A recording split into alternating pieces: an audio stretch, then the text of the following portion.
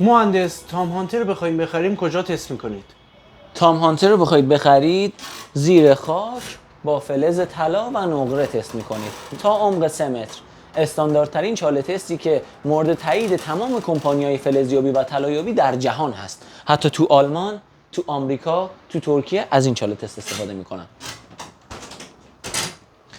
دوستان عزیزی که محصول میخوان بخرن، اونایی که به شما میگن بیاین زیر پل بخرین، اونایی که میان پشت نقاب جا میخورن به شما میگن بخرین، اونهایی که دفتر ثابت ندارن به شما میگن بیاین بخرین، بهشون بگین خر خودتی. چون اینها دائم الفرارن و محصولی به شما تحویل میدن یا بنجله یا فاقد کاراییه یا غیر قابل تست دادنه. دوستان عزیز، قلباً از همه شما میخوام روزی وارد این کار شدم و روزی از فروشنده‌ای که الان دستشو میبوسم سیستم خریدم.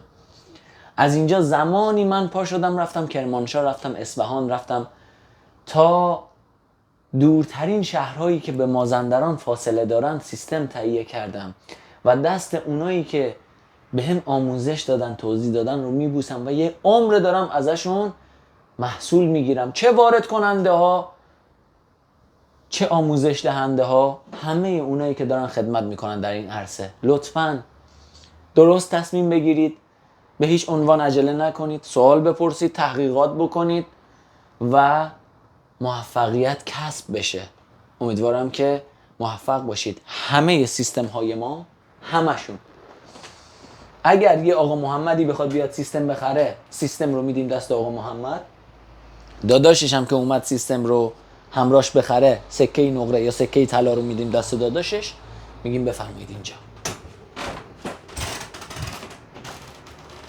اینجا سیستم رو خودتون تست کنید. میرید پایین تو عمق 3 متری سیستم رو تست میکنید. حقیارتون